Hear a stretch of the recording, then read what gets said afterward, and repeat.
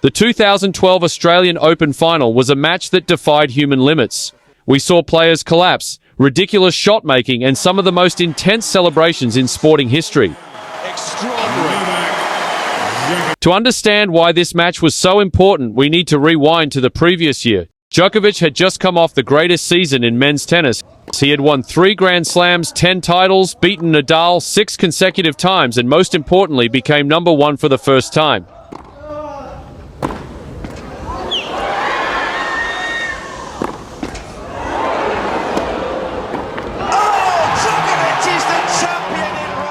The 24-year-old was in fine form coming into Melbourne and was trying to prove he could back up his unbelievable season the previous year.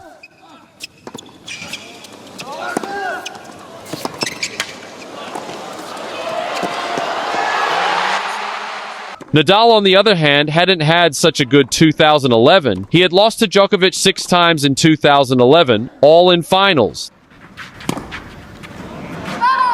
Victory for Djokovic. The Spaniard had also lost the #1 ranking against Djokovic in July and was desperate to break the losing streak against the #1. It was the 3rd straight Slam final between these two.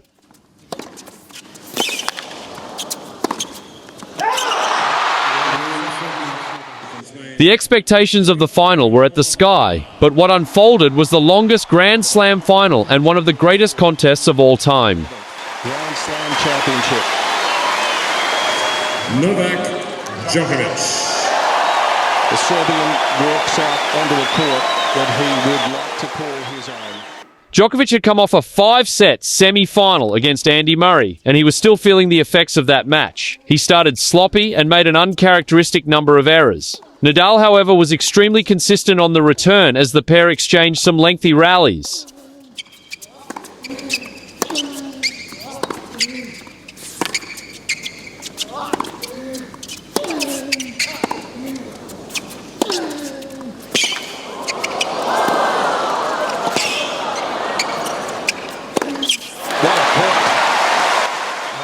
But Nadal was the first to break serve at 2-all.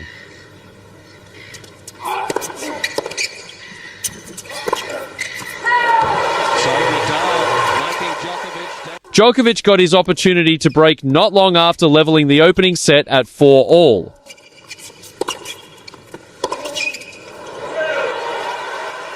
Nadal broke Djokovic again to go 6-5 up and was able to serve out the set in 1 hour and 20 minutes.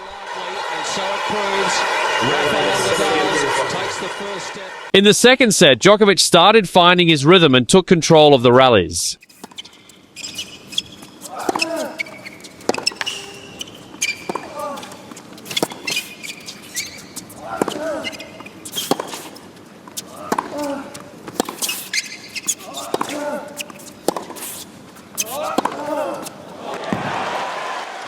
Djokovic kept piling on the pressure and eventually broke Nadal to go 3-1 up.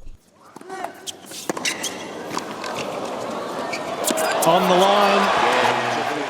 From there, Djokovic ran away with the second set, getting multiple set points, but Nadal saved all of them and actually broke Djokovic.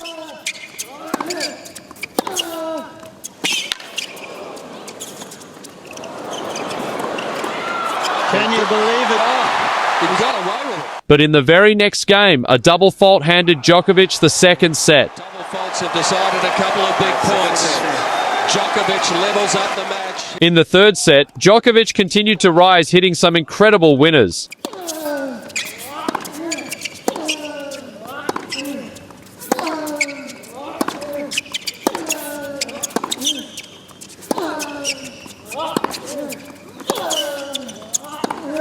Wow, that's fantastic. Absolutely. He kept growing in confidence and dominated from the baseline, leaving Nadal helpless.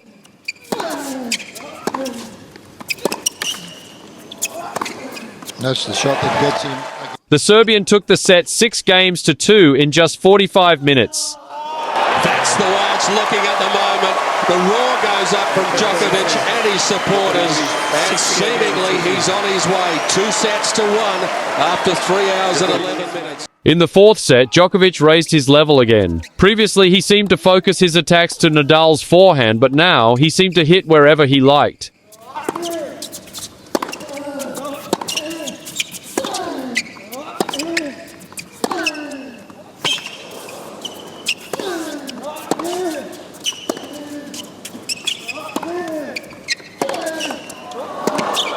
Oh,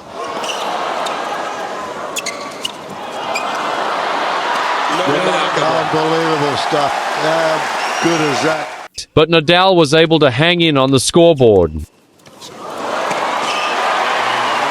Somehow he finds a way. The pressure kept building, and eventually Djokovic was able to conjure up 3 breakpoint chances, which would surely win him the championship. But Nadal held his nerve and saved all of them in spectacular fashion.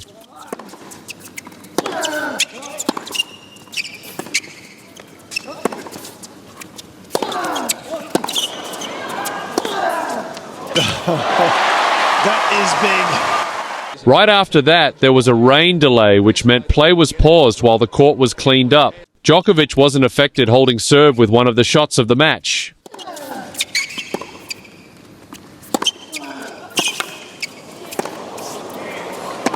Oh, come on. Tough after the rain. Nadal was able to hang in and take the set to a tiebreak. Fasten your seatbelts. Here we go. The tiebreak was one of the best I've ever seen, with some extraordinary shot making from both players.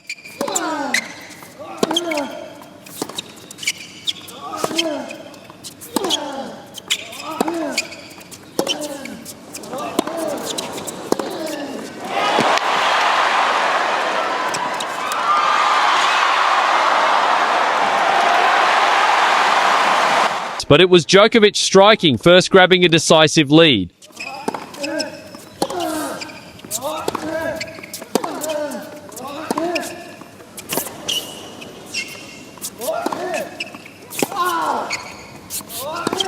Oh, yeah, that's good. But Nadal held his nerve and took the mini break back.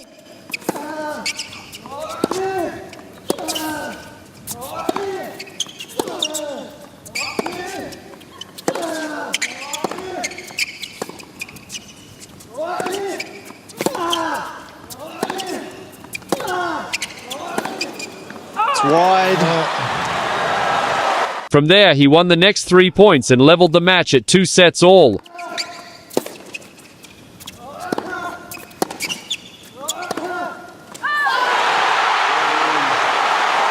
Nadal collapses to his knees and then bounces straight back up because he knows. In the 5th set, both players were visibly tired. Djokovic looked like he could drop at any moment, and Nadal serving first wasn't helping him.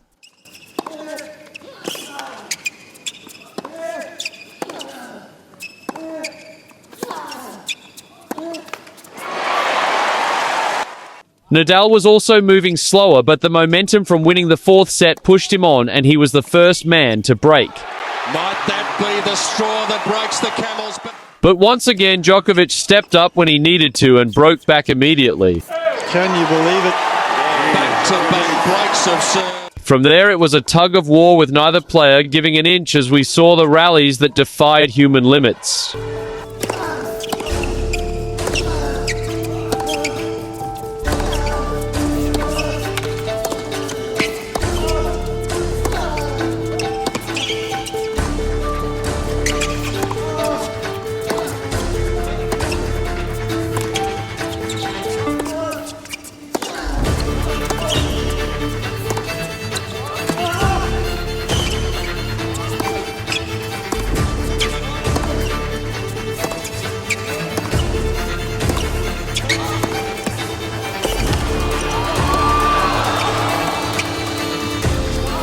That's unbelievable. Djokovic is down.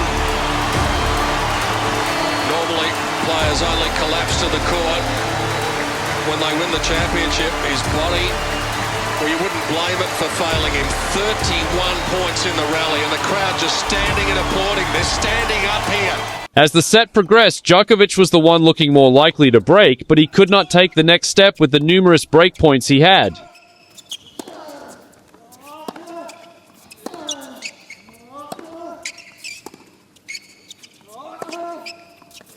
It's out. And this is not negotiable now. Novak has to take his chance. Eventually, in the 11th game, he finally broke Nadal and gave himself a chance to serve for the championship. Might that be the end of the resistance?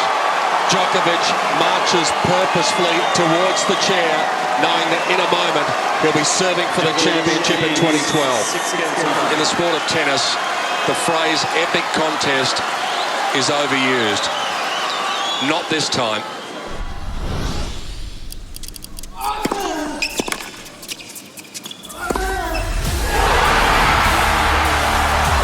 When they write the story of the great tennis matches ever played, this one has got to be right up the front of the book. 5 hours and 53 minutes. Novak Djokovic is the